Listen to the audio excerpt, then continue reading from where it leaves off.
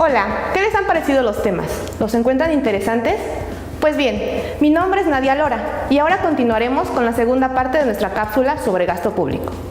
Dado que el gasto público se asigna a todas las instituciones de gobierno, no solamente para que operen, sino también para que atiendan sus responsabilidades, es necesario que se lleve a cabo un seguimiento puntual de las asignaciones presupuestarias.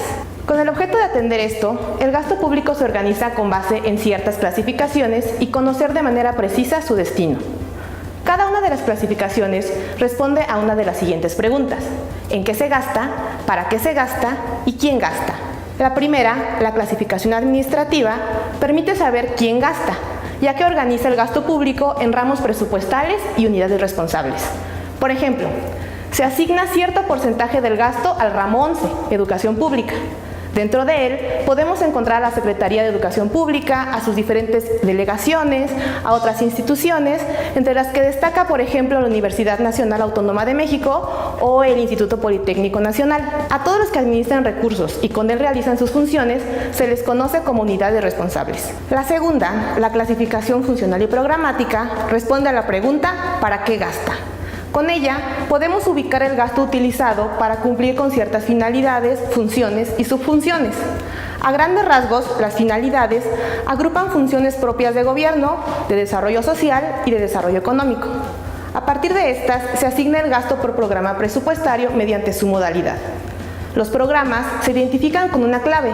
Por ejemplo, la clave K se refiere a los proyectos de inversión y aquellos con clave A son relativos a las Fuerzas Armadas.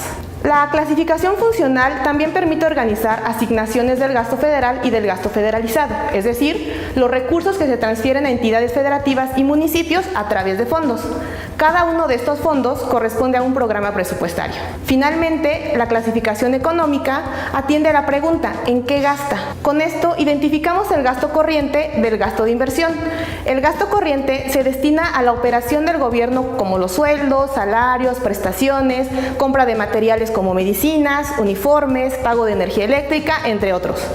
Pero también, y esto es muy importante, los gastos para pensiones, jubilaciones, subsidios, por ejemplo, aquellos para la adquisición de viviendas o el Programa Nacional de Becas, PRONAVES. Por otra parte, el gasto de inversión se utiliza para la construcción o modernización de infraestructura y para la producción de bienes y servicios públicos, por ejemplo, la construcción de una escuela o de un hospital o el equipamiento de los mismos. Sobre esta clasificación, es importante resaltar el papel que juega el clasificador por objeto de gasto, documento emitido por el Consejo Nacional de Armonización Contable, CONAC, el cual funciona como una especie de catálogo que agrupa de forma homogénea diversos insumos por concepto de recursos humanos, materiales, financieros, que utilizan las instituciones de gobierno para llevar a cabo sus operaciones regulares. Finalmente, la clasificación económica también toma en cuenta la fuente de financiamiento de dichos recursos, ya sean recursos fiscales o ingresos propios. En ocasiones, se decide cooperar con organismos internacionales como el Banco Mundial o el Banco Interamericano de Desarrollo, por lo que también es posible un financiamiento externo. Como pueden ver, la clasificación administrativa, la funcional programática y la económica son un referente a la hora de comprender el destino del gasto público. Más adelante en el curso utilizarán esta clasificación para identificar información mucho más específica. Será importante que se vayan familiarizando con las bases de datos disponibles en el portal de transparencia presupuestaria. En ellas encontrarán que la información se presenta de acuerdo con esas clasificaciones.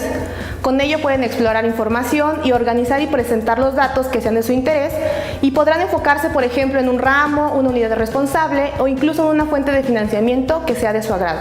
Bueno, con esto concluye nuestra cápsula sobre el ingreso y gasto público. Esperamos que todos los temas hayan sido claros o en caso de tener dudas pueden usar los foros abiertos donde estaremos para resolverlas. Hasta la próxima.